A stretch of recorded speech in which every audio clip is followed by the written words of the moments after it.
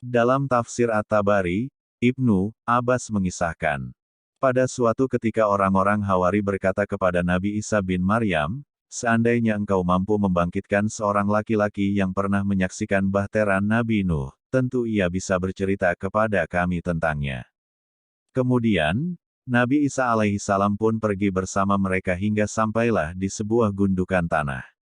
Kemudian Nabi Isa alaihissalam mengambil segenggam tanah darinya, seraya berkata, apakah kalian tahu segenggam tanah ini? Mereka menjawab, Allah dan Rasul-Nya lebih mengetahui.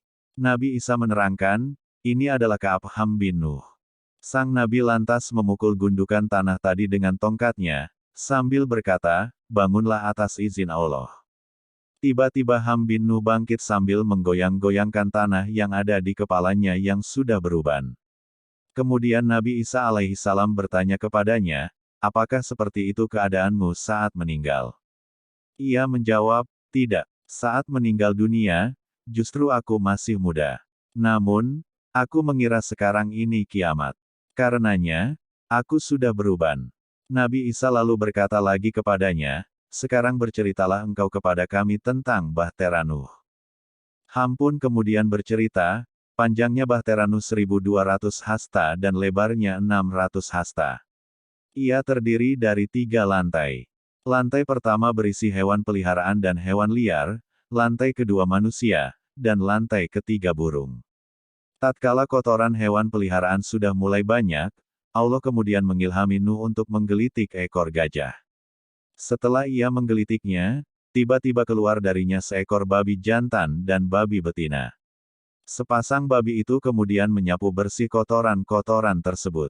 Tak lama kemudian, masalah lain datang. Beberapa ekor tikus muncul menggerogoti tali-tali kapal. Allah akhirnya kembali mengilhami Nabi Nuh alaihissalam untuk memukul bagian di antara 2 mata singa.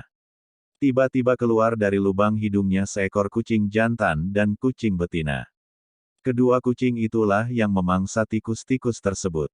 Nabi Isa alaihissalam juga bertanya kepada Ham, bagaimana Nuh mengetahui negeri-negeri yang sudah tenggelam. Ham bin Nuh menjawab, beliau mengutus burung gagak untuk memberi kabar kepada dirinya. Sayangnya, dalam menjalankan tugas, gagak mendapati bangkai sehingga asyik memakannya. Nabi Nuh alaihissalam berdoa agar gagak dihantui ketakutan. Akibat rasa takutnya itu, gagak tidak senang memiliki sarang. Untuk menjalankan tugas yang sama, Nabi Nuh alaihissalam kini mengutus burung merpati. Berbeda dengan gagak, merpati mengemban tugasnya dengan baik. Ia pulang membawa daun zaitun di paruhnya dan tanah liat di kedua kakinya. Dari 2 benda itu, Nabi Nuh bisa mengetahui daerah mana saja yang masih terendam dan mana daerah yang kering. Sebagai bentuk penghargaan, Nabi Nuh memberikan kalung warna kehijauan di leher merpati. Tak lupa ia mendoakan agar merpati menjadi burung yang jinak dan tidak membahayakan. Berkat doa sang Nabi, merpati menjadi burung yang senang dengan kandang. Orang-orang Hawari berkata lagi kepada Nabi Isa, wahai utusan Allah, bisakah kita membawa Ham ini kepada keluarga kami, supaya bisa duduk dengan kami dan berbincang dengan kami? Nabi Isa menjawab, bagaimana bisa orang yang sudah tak diberi rezeki kehidupan bisa ikut kepada kalian? Kemudian, Nabi Isa alaihissalam berkata kepada Ham, kembalilah engkau atas izin Allah. Saat itu pula, Ham kembali menjadi tanah.